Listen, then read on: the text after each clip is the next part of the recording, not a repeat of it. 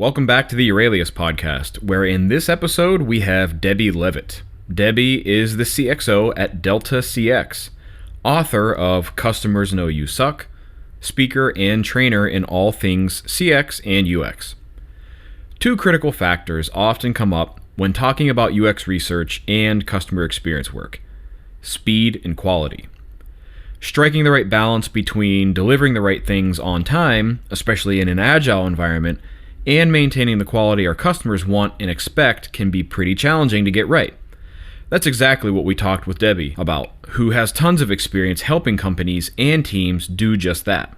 We talked about the need to empower researchers in UX and CX in order to understand and address customer needs while navigating fast-paced delivery. To do this, effective communication is key, especially when trying to bridge the gaps between different roles within a team. We discussed some very practical tips you'll take away to be able to improve the understanding and value of UX research from engineers, product managers, and executives. Okay, let's get to it. All right, I am here with Debbie Levitt. How's it going today? All right, how about you? I'm doing pretty good. I'm excited to chat with you. We've had several conversations in the past, but I've been following your stuff for a while, and as we sort of restarted the podcast and stuff like that, thought for sure to reach out to you would be a really fun conversation to have on a podcast. And I know a lot of people would probably appreciate your perspective, especially on a lot of things that are kind of happening in the industry right now. So, but before we jump into that, I'd like to, let everybody get a chance to know who Debbie is in case they don't already follow you or know about your work. Can you give some background and context to kind of the work that you do? Yeah, sure. I've been a strategist for decades doing CX and UX work of various types, research, design, but lots of strategy. I have been doing speaking and training and writing also for decades, but mostly I am in the work. And so I can't help but point out that among some of the talking heads people might have bumped into, I'm still in the work. I didn't leave the work to become a well-paid trainer. I'm a badly paid trainer. So my company is called Delta CX, and we are a full service CX and UX consultancy. We do projects and workshops and training and lots and lots of, and we'd love to do more, consulting and business design. So really helping people with how CX and UX fit into a company and Agile and how to find product market fit on all of your products and services. So really anything that's kind of in that universe, people are welcome to contact me. Our new website, which is constantly a work in progress, is customercentricity.com, because that's the core of what we do. Awesome. Very perfect, concise background, especially of what I know of you, because there's actually a whole lot more. You're an author as well. Yes. A lot we could talk about with that, but the one thing, there you go, for anybody watching. So if you just this, you didn't see, but Debbie had a chance to just hold up her book, and we can definitely talk more about that too. But the one thing that you said in there, CX and UX, I actually hear a lot about that, and particularly when I read or hear things from you, I think it would be useful for people to kind of get a little bit of a take on what is the difference between CX and UX. Yeah, there are different definitions of CX. So it really depends on what people subscribe to. Over the decades, UX has changed what it meant. It used to mean the all-encompassing experience that a end user, customer of a company could have with that company from start to finish. When we think about the whole customer journey map or the whole service design blueprint, over time, people thought, UX, that's just digital screens. They don't have anything to do. If it's not digital, UX isn't working on it. Someone else is. But then the term CX rose up, and then those were somehow the people who were caring about the full customer journey. And so there's just been this kind of strange shift over time in terms where UX accidentally started out meaning everything and ended up meaning just some digital stuff. And so I have always taken the approach that, to me, CX and UX done well can be the same thing. This can be great research, great design. It could be service design. It could be content strategy and other things. And that all of these play into every touch point that the customer has with our company or the potential customer or the end user. I also don't want to die on the hill of who's a customer and who's a user, because a lot of companies say the customer is the person who's paying us and the end user is the schmo who's, on the other end of the keyboard or the phone. And I say, but when you do that, you usually optimize for the people with the open wallets and you totally poop on the end user. You don't care about them at all. And so I'd like to get rid of some of those lines. And sure, we'll still want to say who's the end user and who's a buyer persona or something else. But I think that when we start creating those lines, we stop caring, or we care even less about the end user and their full experience, because to me, they're a customer too. They're part of your company's ecosystem. So to me, everybody in your company's ecosystem is a customer of some sort. And therefore, I think customer experience is a better term, especially because right now, it is more respected than UX. People keep redefining UX to mean less and less and less and less. I mean, when I go to Agile conferences, I have people from engineering and Agile telling me, UX, that's not really a job or a role. That's like a skill.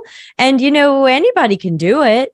And I think there haven't been enough leaders over the years who have fought that and just kind of nodded. And now there's this perception that UX is one skill that's easy for anyone to do. And so I'm happy with a change of terms towards one that is hopefully more respected and might get some more budget. Interesting. So there are several things that you just shared there that I want to touch on. The first thing is immediately when you started drawing the distinction that you did between CX and UX, I immediately thought of service design, and you touched on that because it sounded just like service design to me for sure. And I mean, maybe I'm showing a bit of my age and where I'm probably older than you. Thanks a lot. Yeah, but I mean, whatever it is so we're showing our age, but just kind of like how we grew up in UX, right? Because it was the same thing for sure, where to me, UX, the experience of it was everything. Most of the stuff we worked on were the touch points that happened to be digital screens. So I appreciate that you called that out. It was also really interesting to me to hear that you're seeing CX get this higher level of respect and or potentially budget. So that was interesting that I want to dig into as well. But then the last point also very much surprised me, where you're seeing, it sounds like you're seeing a lot of folks that are looking at UX as a skill, like I know JavaScript or I know Figma, rather than an actual practice. Yeah, for sure. So to back up a little bit to your second point, I'm seeing a lot of the biggest consulting companies on the planet talking about CX and the importance of your customer experience, and that your customer experience is a lot more than your marketing department or your customer support reps dealing with trouble tickets. And all those big companies are out there. And of course, they found a way to somehow monetize that and run a webinar and whatever.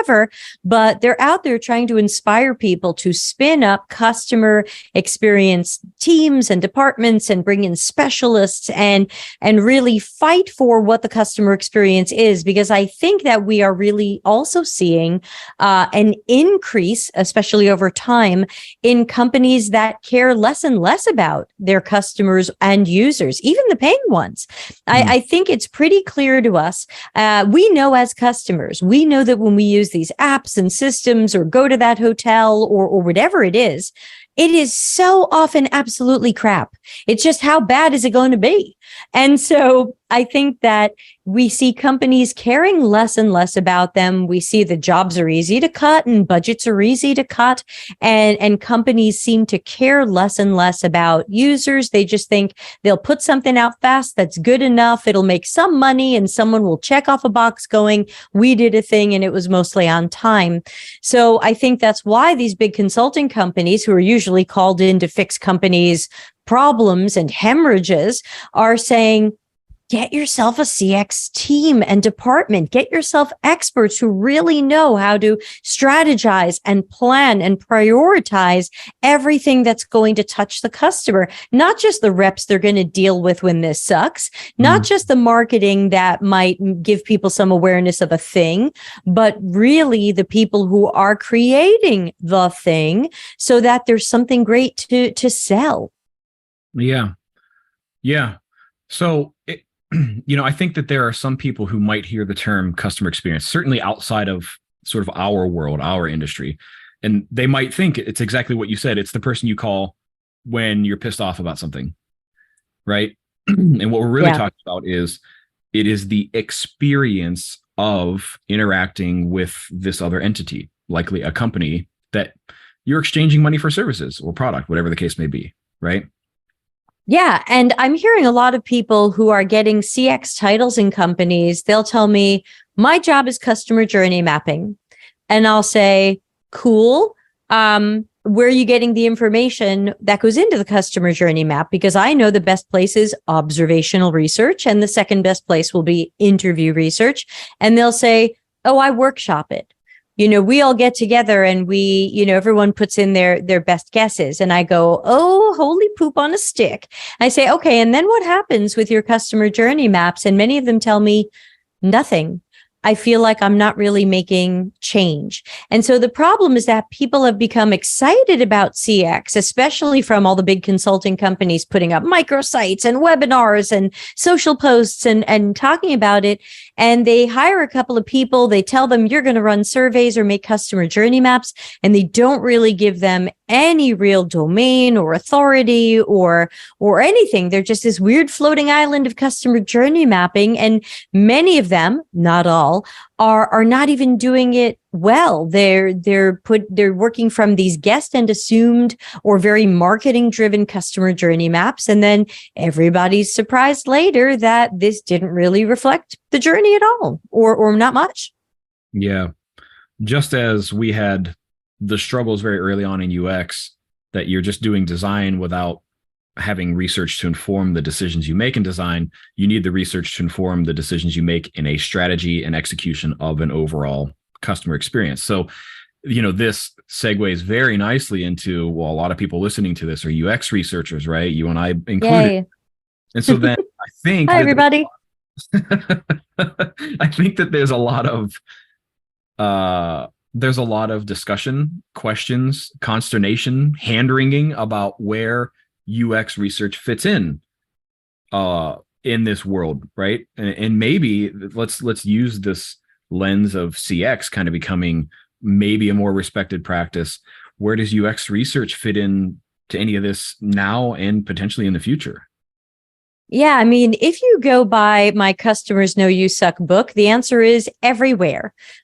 Basically, the book is about becoming more customer centric, and I'm quite clear that the path to that is good research, good, recent, qualitative evidence, data, and knowledge, replacing guesses, assumptions, and opinions. And so to me, research fits in everywhere that we are working from guesses and assumptions and let's workshop it. And we don't really understand people, but let's guess at their problems and guess at a solution, which I call a guessing lasagna. These are all the places where research can show up and with small or large studies, be able to replace these risky and wasteful guesses and assumptions with the evidence that we need. Scrum says be evidence-based. Lots of people say be data-driven, but yet we just run a survey because we think that's fast and cheap. The survey is usually written badly. The numbers are manipulated, and we end up magically proving that we should build the thing we wanted to build anyway. Amazing. Wow. How does it happen?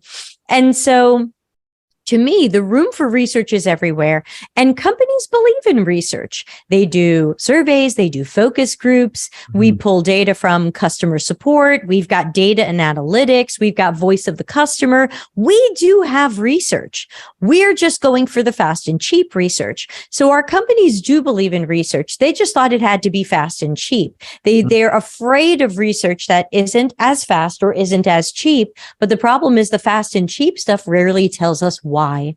And sometimes it sends us down the wrong roads. So what I've been trying to push is, look, I used to fight people and say, don't run a survey, they're garbage. Now I say to people, look, if you really want to run a survey, go ahead. And when we see the results, I'm going to ask you why.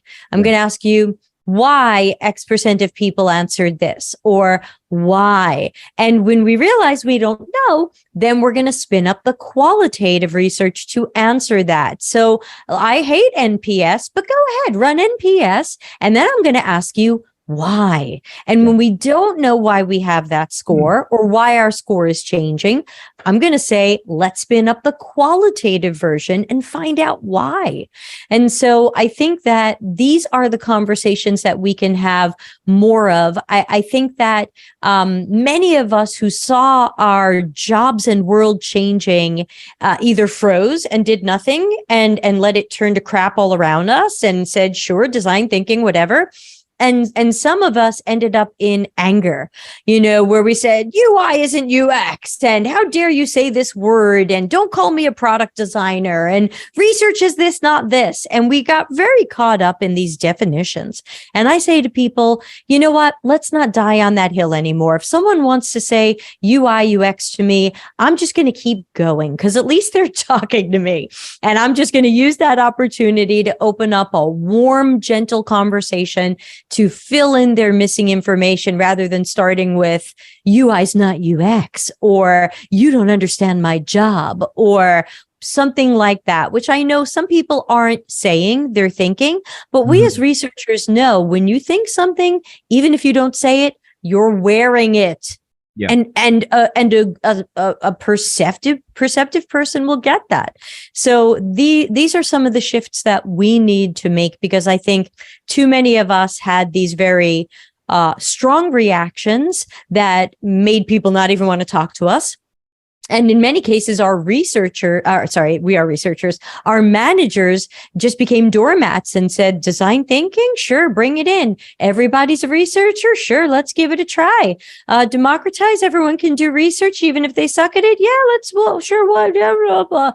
That's got to be better than nothing, right?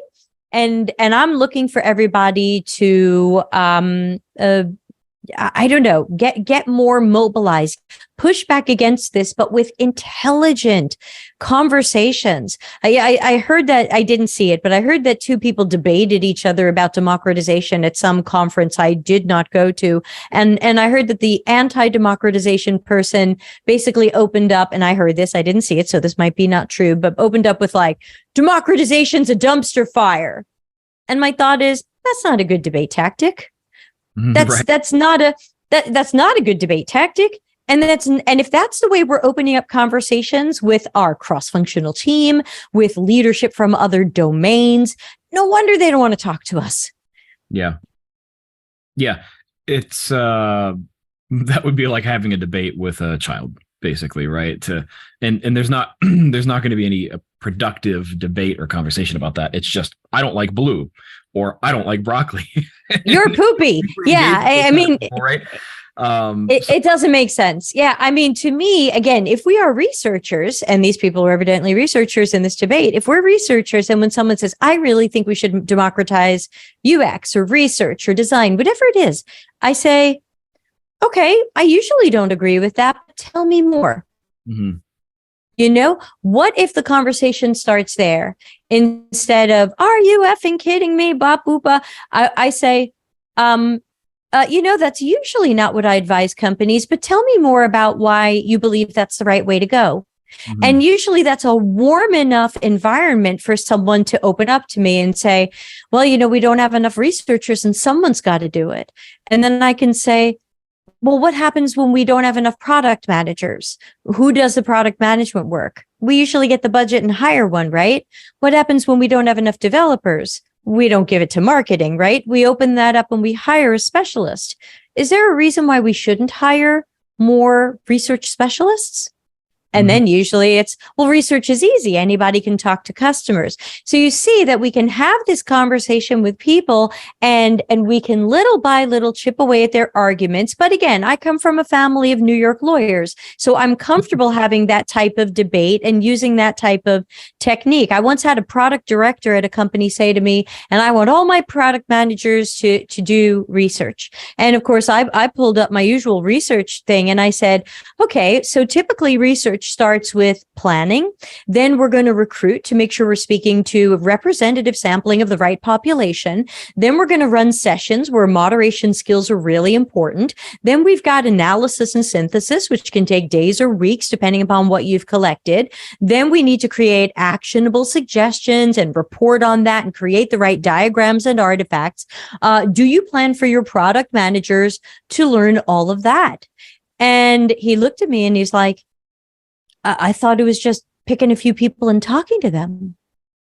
And I said, maybe that's market research. Maybe not, but it's definitely not what we do. And then he was like, oh yeah, they don't have time for all that. And they're probably not good at it. And I was like, cool, let's dive in deeper. And so, to me, that's my style and my technique. My style and technique is, especially if I'm in a difficult conversation with someone, how quickly can I get them in a logical corner where it's hard to disagree with me? Mm-hmm. Yeah, well, the one thing I think is really useful for folks to hear, regardless of your position or your approach to having these conversations, is don't die on a hill that isn't worth dying on. I'll share a personal story back when I was working at a consultancy. We had a very, very large client. It was easily the biggest UX research project the company had ever had. And I was assigned to it. And I was only there like a handful of weeks, so there was a lot of pressure on me. We go downtown into this person's office. This is the new CTO. So there's a lot of pressure on this person too, because they just got hired to basically help turn their flagship product around, which they also hired us to, right? So there's just a lot of expectations on this. Normally, that early in the project, you don't get called downtown into the CTO's office to have a conversation. And so we're a little nervous about this. And this guy starts getting into it. He goes, look, the whole plan looks fine, but I don't see anywhere I'm getting my templates. Now, we didn't make mention of any templates in the proposal or scope of work. We just didn't do it. And me and the other designer I was working with on this, we're kind of sitting here listening, trying to figure out what was going on. To make a long story short, he was talking about, when do I get to see the prototype that comes out of, and when am I going to get that? He wanted, from a technology perspective, he wanted to know, when am I going to get that, page layouts that he can turn into templates in his CMS. Exactly, right. So that he can give developers and sort of replicate these pages. Right. So I've done that project. Totally. But did I spend that time in his office trying to convince him that, no, you're actually talking about a prototype? No, I said, you know what? This is when you get your templates. I didn't decide to call it something else, because just like you said, he's talking to me. He could be yelling at me. And he was definitely nervous because he thought we weren't going to be delivering what he needed most out of the project. And the reality was we did. And so, what we did? We changed it to templates in the scope of work and the project plan and everything we did moving forward with them. And it all went off without a hitch. And there's just no reason. There's no reason to fight people about definition or language or anything like that. I don't see people doing that with cross-functional teams from marketing or engineering or product management. Yeah, absolutely. When people say to me, that's not really a mock-up, it's a this. And then I go, oh, poop on a stick again. What's the problem? If someone says wireframe or prototype or mock-up or screen or template or design, let's just roll with it. Unless they use a word that is really way out, then let's just roll with it. I had someone ask me the other day, hey, can you tell me more? And this was someone from data and analytics. And that person said, can you tell me more about UI UX research? Right. And I said, I would love to tell you about that. I said, so here's what UI is. Here's what UX is. I know you often hear them put together, but we're not necessarily researching the UI. In this case, we're going to be researching experiences and tasks and perspectives. And it's really more behavioral. It's really not so much about the appearance or the branding. And I know a lot of people think of that as the UI. So this is really more in that CX UX bucket where we care about behaviors and tasks. And he was like, oh, this is great. I never really thought of it that way. And it was a beautiful conversation. And it didn't start with, are you effing kidding me? UI UX. Yeah. So as is my job as the host of this, is I try to distill what our guests say, and I just basically turn it around in a different language that I, like through my own head filter sort of thing.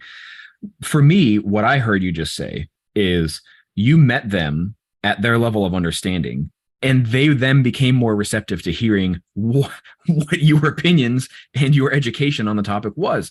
Had you started by saying like, well, first of all, pal, Right. Never say UI UX. Rule 1. Yeah.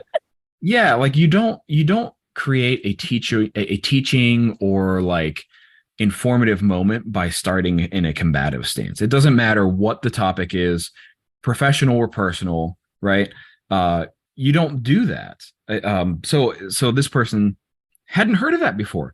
Rule 1, build rapport. How often do we talk about that in research where we talk about building rapport? And then we forget to do that with our own teammates and coworkers. And I was so grateful. Mr. Data and Analytics was asking me more about the type of research I was going to do on this high profile, very important project that I'm now on, that I was like, I would love to answer that question. I am so grateful you asked.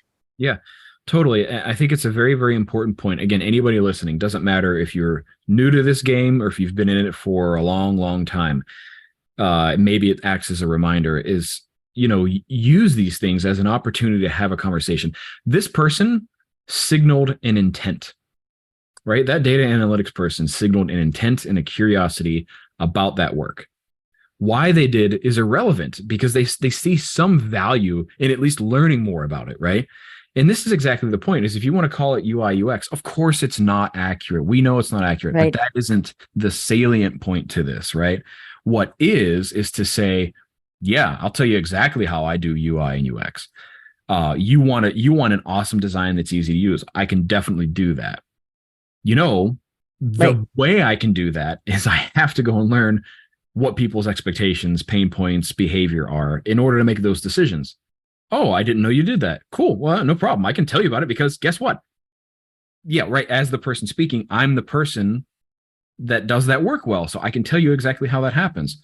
Oh, we weren't expecting to be able to do that. Not a problem. That happens a lot. Let's talk about how we mitigate those challenges. But if you rather start from a place of going like, well, you got it all wrong, you throw your hands up and you say, they don't get it. They don't value it. That's not true. Number one, I've always said this for a very, very long time.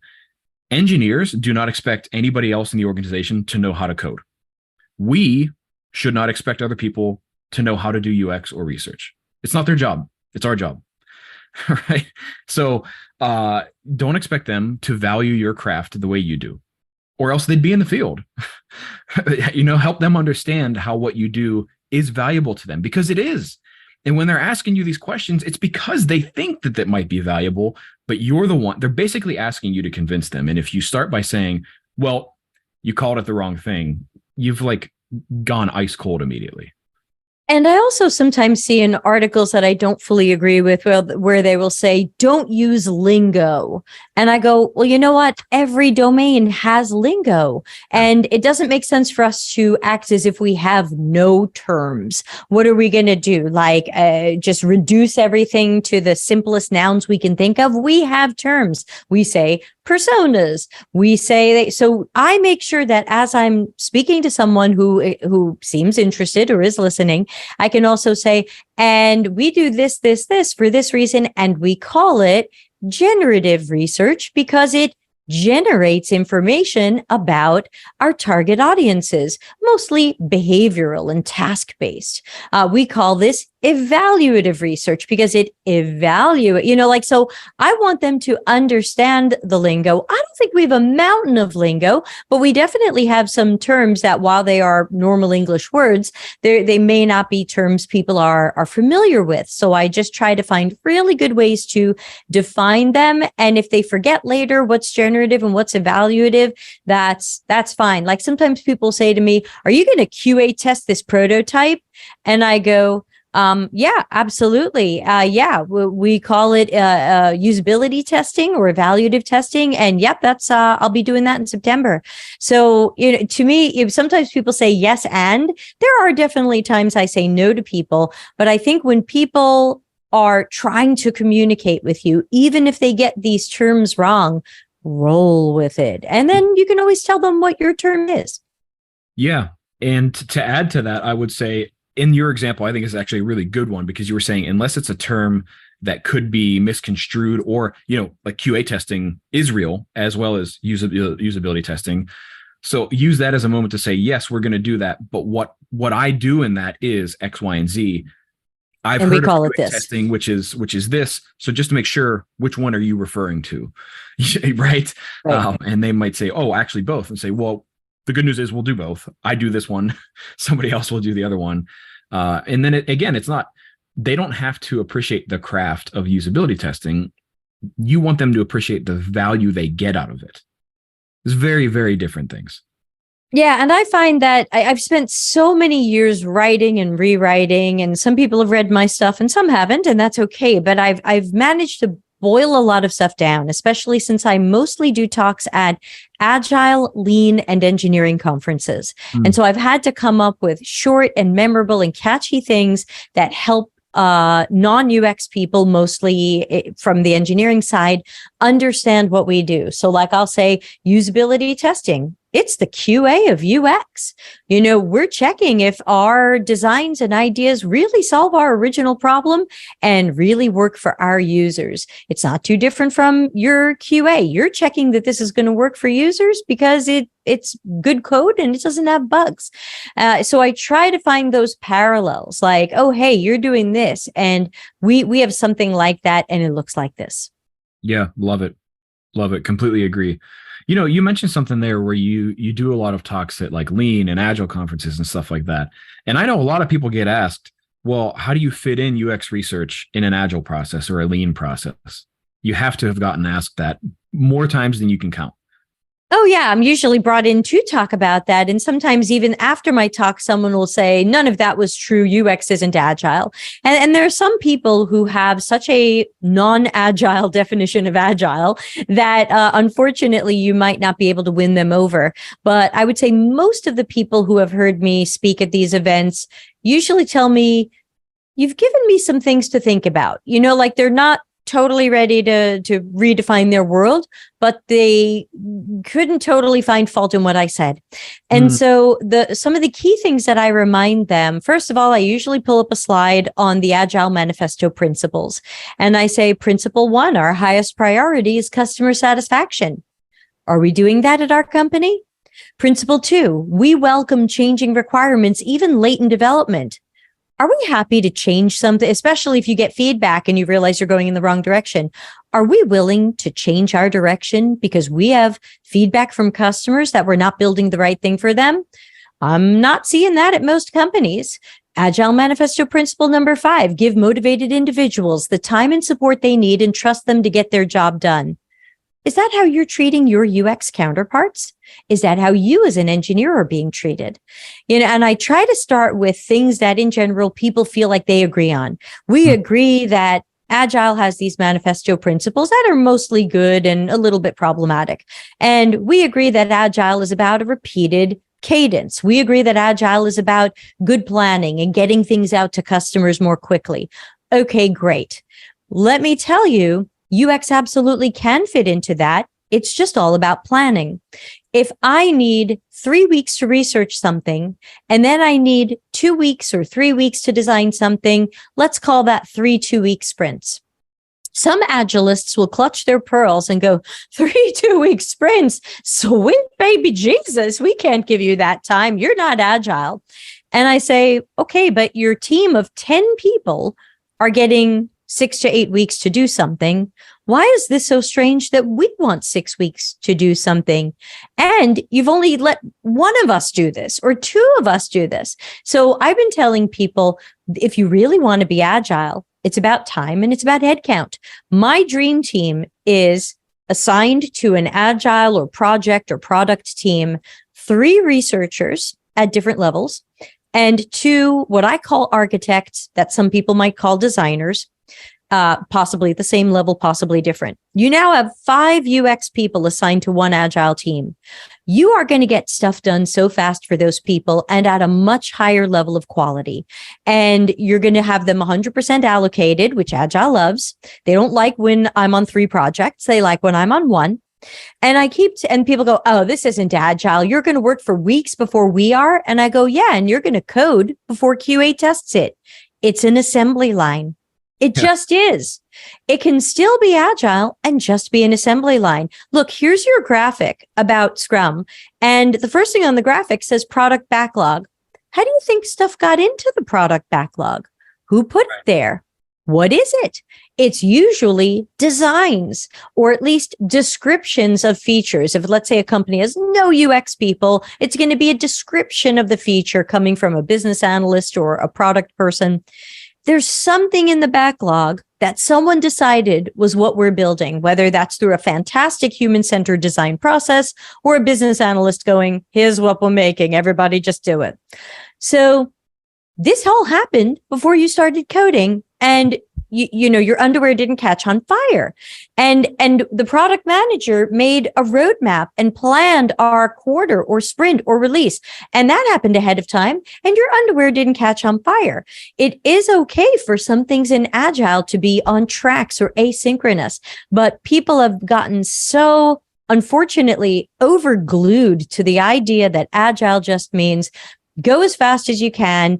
It doesn't matter if it's good or bad. You'll fix it later. You'll iterate on it later. And we've totally lost sight of quality. And I think that is the core of why we have conflicts with people in Agile and engineering. They're judged by velocity and time and speed. And we judge our work by the quality of our work and the quality of its outcomes. And there is a fundamental mismatch there, because my work might not be the fastest it could be, but if you want my best work, I need time to do my best work. And some companies are just like, but I don't need your best work. Just give me something in a day or two. And I say, then we have to document the risk of me guessing and making something crappy. Yeah, this is really interesting because it sounds to me like you're talking about the conflict between delivery, which is efficiency, and quality, which, you know, takes more time. It isn't about how quickly it can happen or how on time it is necessarily. Not to say that those two things are diametrically opposed. But it does also remind me of the old saying, measure twice, cut once, you know, where I think a lot of people are just interested in cutting. And if we screwed it up, well, then we'll buff out the edges later, or we'll just cut again and again and again and again. Well, that takes time, and there's waste, and there's a lot of sort of long tail ramifications to that, which I think is what you're alluding to specifically. Yeah. And, you know, really, it sounds to me like your response to these folks is to say, you can use UX research, you know, UX CX process to define these sprints so that you're cutting once, so that they are as efficient as they can possibly be. And again, if you want it more efficient, you have to put more people on it. If you're just going to put 1/3 of Debbie, because she's spread across 3 projects, if you're going to put 1/3 of Debbie on a project, especially that's mission critical, and then I say, hey, I'm going to need forever to do this because I'm split across 3 projects, people yell at me, you're not agile, when they should be yelling, where's the budget to get Debbie on our project 100% and get her 2 assistants? Yeah, I mean, the fact of the matter is, I think everybody gets this anxiety that I think everybody wants to do things faster, more effectively at the same level of quality, ideally with the same amount of resources. And I've got a graphic that I show for this. And I say, look, it's a triangle that we have to balance. We have to balance the customers or users' needs and the research we've done to understand those with how fast we want to be, but also with the idea of being lean, recognizing and cutting risk and waste, because so many companies are just in cycles of fast guesses. And these fast guesses are usually cycles of mediocrity. And they go, well, we were fast. And I go, yeah, but which ones do your customers prefer? When's the last time you got a 1-star app review because you didn't release it fast enough? But you will get a 1-star app review because it was garbage or not what they needed or broken or difficult to use. Most of our customers don't have a sense of how fast we are. These are internal things that we worry about, but our customers are like, oh, it's out now and it's changed, it's improved. Hey, this is what I need. It just works. This is great. But we don't think about that. We idolize the companies that do it. People idolize Apple and a couple of other companies who really spend the extra time and money to try to get it right the first time. I mean, Apple doesn't release something and go, we're going to fix this later. It's kind of an MVP. Apple always releases something and says, this is the second coming. This is all you need. We've read your minds. We've scanned your heart. And this is everything you could possibly need rolled up in a cotton ball that will dab you softly at night. And we go, but yet we love those experiences. And then when we get to our jobs, we go, yeah, rush out this low quality shit and pretend it's good enough and pretend we'll fix it later. Yeah. So this is a really interesting thing too, because we started talking about this earlier in the conversation where we were saying, don't force people to care about your craft when it's not the thing that's important to them, right? And we're basically now saying that with customers is don't force customers to care about speed when it's not, they care about the quality and the expectations they had of what your product or service is going to do for them. And I think, if I can jump in, I think that what someone on the business side listening to you say that would say is, well, I don't care if customers are thinking about speed. I'm trying to beat my competitors. And I say, yeah, if you had really good generative research up front, you wouldn't be beating your competitors by a millimeter. You wouldn't be looking at what they've done and made it slightly better. You would have really understood their unmet needs and these opportunities that exist that nobody has touched. And when you release this, even if it takes you a little bit longer, you will be far ahead from your competitors. They will need to play catch up to you. And so usually people tell me, well, we have to be fast. We have to do this before the competitor or whatever. And I go, that's a made up deadline. Mm-hmm. Yeah. One of the things that I've used in that argument is when people say, but we need to launch it faster or we need to do it like Amazon.